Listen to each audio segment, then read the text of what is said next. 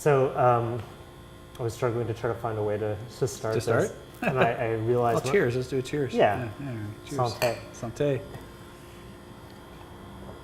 What occurred to me when I was rewatching all of your films, and I don't think I really was actively aware of this leading up to it, is how many of them are adaptations. It's true, like from books and stuff, Yeah. right? Yeah. Dance Me Outside, Tracey Fragments. Tracey Fragments, Pontypool. What else we're doing? Love Supreme we're doing now. It's from a book.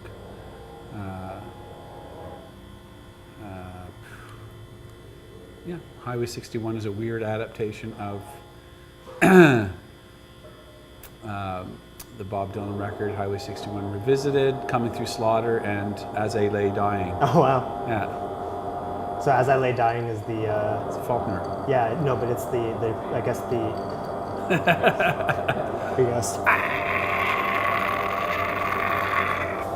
can't breathe. They promised us that there were only 2 holes that they needed to drill. Oh, they're doing construction?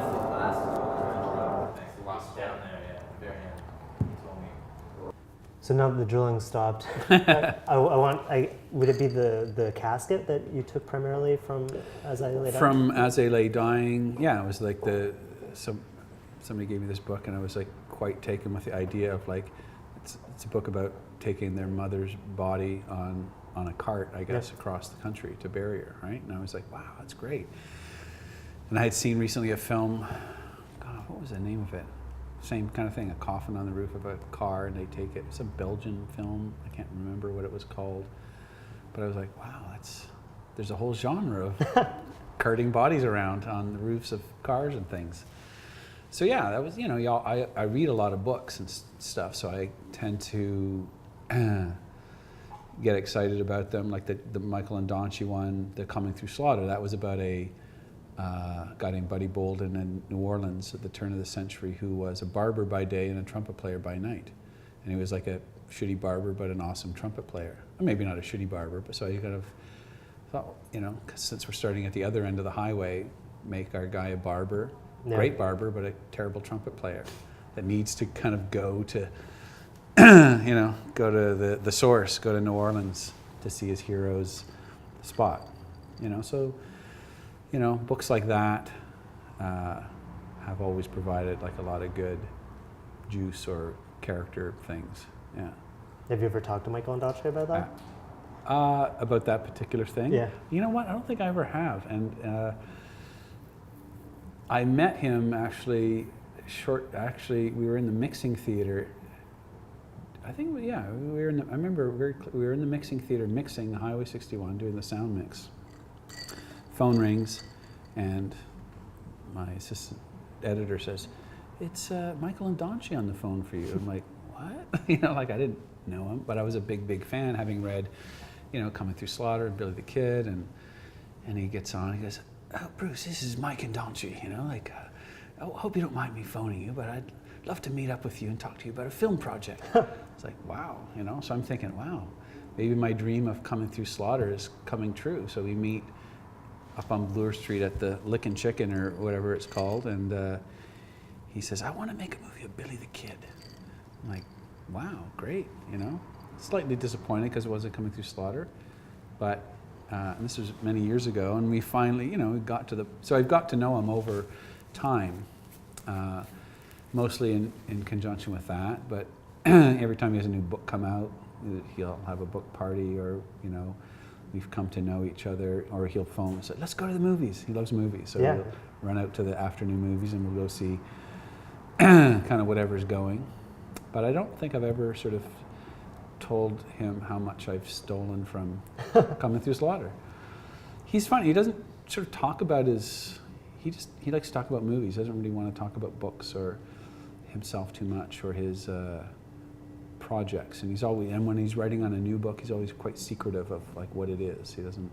I guess that's a kind of a good thing when you're a writer, because if you talk it, then you won't bother writing it.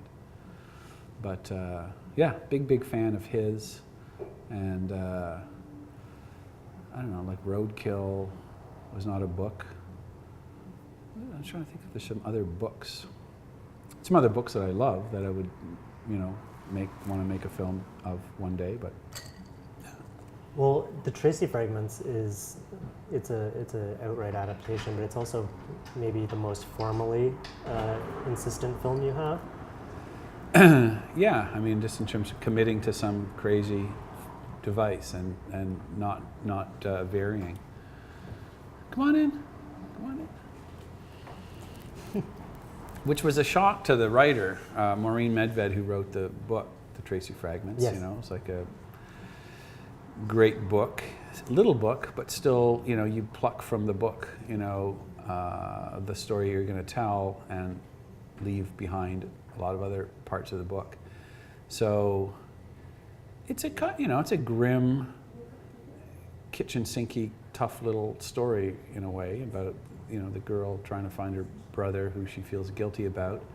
And when I suggested to Maureen, I said, well, maybe we'll do this whole thing sort of split screen, because I've been playing with this split screen stuff in Picture Claire, and we were trying it out in there because I thought it was really groovy. I'd done, always been a big fan of the Thomas Crown Affair, with all the split screen stuff, and I just thought it was just a really cool thing. And especially with Tracey, which was like a super low budget film that we shot with natural light and a very small crew and very quickly. Wasn't a lot of production value either, but we didn't, it was barely enough for props and clothes. So the challenge of trying to create a micro budget sort of independent film with some style, I love this split screen thing, so I thought, well, that's a pretty cost effective way to create a radical and interesting style, because it's all done in editing. So it was a long edit, but comparatively to production and other things, it doesn't really cost much, but it provided this kind of kapow visual, not for everybody's taste, but it really made the film quite unique. And I think if we had done it pretty straight up, which we intended to do at one point, but we were so exhausted by the time we finished this 6 months of editing with 3 editors, we were like, we didn't bother doing it. Did the idea to offer all of the fragments in torrents come before or after the decision to do that kind of modular editing? In the Tracey Fragments? Yeah. When did we decide to? Yeah, did you decide first to have the kind of, I can't even call it split screen because there's so many splits. Right. But like that, the composition where there are these kind of nodes, did that come before the decision to offer up the streams to be re-edited? Oh, right, for Yeah, online. yeah. Well, it partly came out of the idea that we were still curious a little bit about what the film would look like just as a straight movie. And since we were all pretty much exhausted by that time, we thought, well, let's just put it all online.